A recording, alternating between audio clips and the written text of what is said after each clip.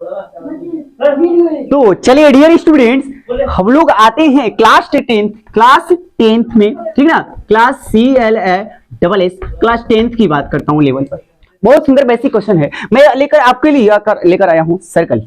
Dear students, हाँ dear student ध्यान दीजिएगा, मेरी बात समझो। यहाँ आपको दिखाई देती होगी ये जो गोला आकृति है, ठीक ना, ऐसे गोला नहीं है, याद रखिएगा, ये फेंकने वाला गोला नहीं है ना, ये गोला नहीं है कि गोला इसको फेंक सकते हैं, बस ये रोटी जैसा है। कैसा है? रोटी जैसा है। उसमें त्रिज्या होती है, बट वो अगर वृत्त हम लेंगे तो उसमें त्रिज्या दिखाई नहीं देती है, याद रखिएगा। डियर स्टूडेंट्स, ये क्या है कि एक बिंदु से कुछ त्रिज्या मानकर उसके परिता अगर हम गोला खींचेंगे तो हमारा वृत्त तैयार होगा। आई होप समझ में आया होगा। अगर इस वृत्त के किसी एक बिंदु को लें और एक रेखा खींचे तो स्पर्श रेखा कहलाती है, क्योंकि एक बिंदु पर छुई हुई, टच हुई है। ऐसे वृत्तों पर बिंदु बहुत होती है ना।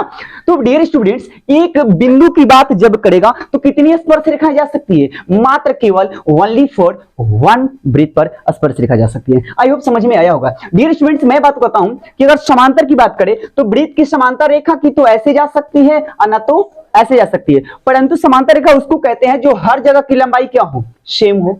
क्या हो? सेम हो, यानी बराबर हो। इसलिए दो समांतर रेखा एक वृत्त पर जा सकती है ना। इतना समझ में आया होगा, बहुत सुंदर। लेकिन डियर स्टूडेंट्स, मैं बता दूं कि ये वृत्त पर स्पर्श रेखा केवल पूछे, वृत्त पर केवल स्पर्श रेखा पूछे तो भैया ये सारी स्पर्श रेखाएं तो है, सारी स्पर्श रेखाएं हैं, छोटी या बड़ी, अनंत स्पर्श रेखाएं जा सकती है। आई होप समझ में आया होगा। मैं बता दूं डियर स्टूडेंट्स, अगर कोई वृत्त है और वृत्त पर की दो बिंदु पर, कितने बिंदु पर? दो बिंदु पर अगर कोई रेखा छेद रही है तो हम लोग उसको छेदक रेखा कहते हैं। क्या दिक्कत है? अच्छा, अब नेक्स्ट क्वेश्चन आता है, मैं बेसिकली करके आया हूं। अगर किसी वृत्त पर एक स्पर्श रेखा है और वृत्त के केंद्र से जो स्पर्श रेखा पर हम लोग दूरी नापते हैं या दूरी को लंबाई खींचते हैं तो वह जो लंबाई होता है वो 90 डिग्री का कोण बनाता है। इसलिए ये जो है O और P जो है ये लंब कहलाएगा। क्या कहलाएगा? लंब कहलाएगा। यानी OP जो है वो लंब है किस पर भैया? X और Y पर। अब समझ में आया होगा कि केंद्र से जो भी लंबाई खींचते हैं स्पर्श रेखा को लंबाई होती है, यानी लंब होती है ना। आगे चलती है, मेरे बात समझो डियर स्टूडेंट्स। अगर कोई ये सर्कल है और सर्कल के बाह्य बिंदु कोई Q लेंगे और Q से अगर स्पर्श रेखा की बात करेंगे तो मात्र हम लोग को दो ही स्पर्श रेखाएं खींची जा सकती है। इसलिए भैया इसलिए जा सकती है क्योंकि यह स्पर्श रेखाएं जो होती है तीसरी खींचने की प्रयास करेंगे तो यह पता चलेगा कि छेद रही है ना।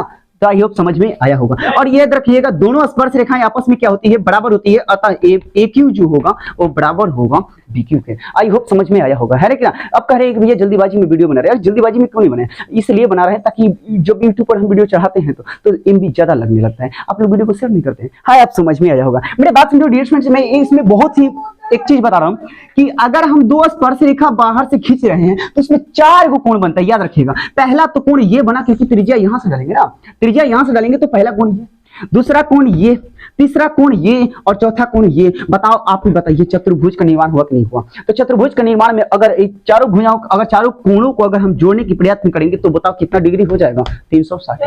अब यह समझ में आया होगा। ऐसे डायग्राम में 360 डिग्री लिखेंगे तो बुरा मत मानिएगा, है ना, आपको समझ में ज्यादा आएगा। क्योंकि चारों कोण, अगर ये दिया हुआ है, ये दिया हुआ है, ये दिया हुआ है तो ये निकालो। बताओ ना, क्वेश्चन में मिल जाएगा 10 पॉइंट में आपको। ना निकालोगे कहाँ? 3 को दिया होता है, एगो आराम से निकल जाएगा। 4 को जोड़ देंगे, 360 डिग्री में से निकालेंगे। आई होप समझ में आया होगा।